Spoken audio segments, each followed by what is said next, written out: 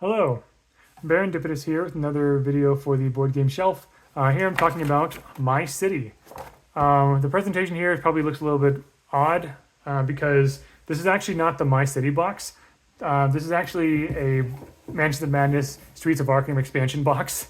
And you can definitely tell because the size of the box are talking about Fantasy Flight games stuff. The reason why this is in this box is the original My City box that we got this in was rather ripped apart. All the components were still inside and everything, but the box was in terrible shape. And yeah, as far as I know, there were no pieces missing or anything. So basically, what I decided to do was just we weren't using this box, so I put a piece of tape over it, and it just has My City on it, so that we know what game is actually in here. This is essentially a legacy game that after you play through the campaign, you have your own unique kind of board, essentially. There will be probably slight spoilers for My City in here because I'm going to be showing the boards that my wife and I used to play the campaign with, so you'll see some things there. So if you care about that, then skip this video until you don't care about My City spoilers anymore. But yeah, this is just sort of a much lighter legacy game that had various chapters. So yeah, the New Land, the churches, the flood, the gold rush, the factories, the mine, the railroad, and prosperity. These were it's kind of a little self-explanatory on kind of what mechanics was sort of added to each of them. But yeah, so these are the boards that we used. I called mine the Barony, and she called hers Connell Vale. I can't remember exactly why she named it that. There was some meaning to it.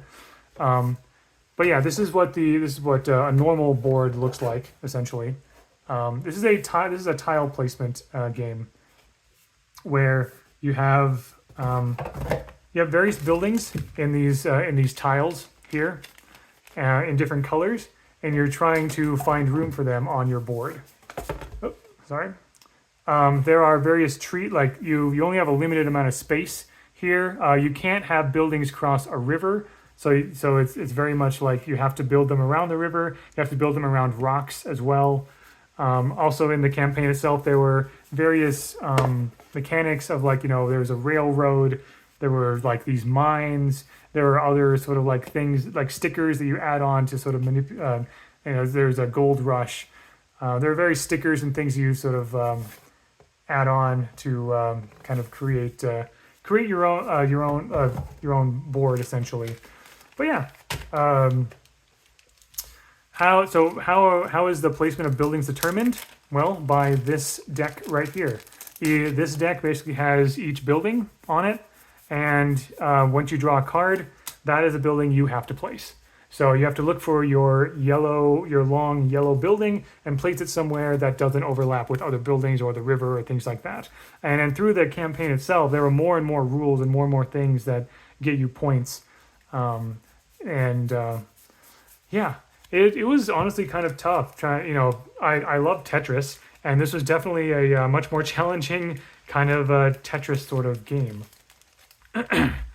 So yeah, my wife and I enjoyed playing through My City. We definitely enjoy legacy games, and this was definitely on the lighter side of legacy games. It's definitely not as heavy as like Betrayal Legacy or Pandemic Legacy or something, but it's a fun time. And now we have both the normal unaltered boards.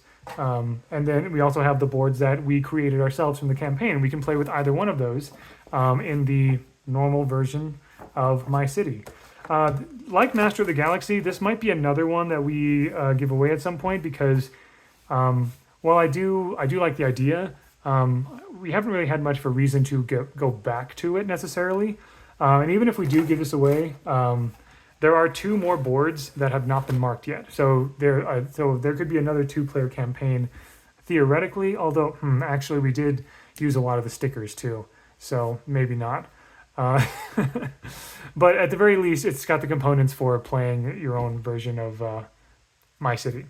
So yeah, I thought it was kind of fun. There are other lighter legacy games that we enjoyed more. There's a legacy game we have called Machi Koro, which again will be its own video later, that we enjoyed more than My City.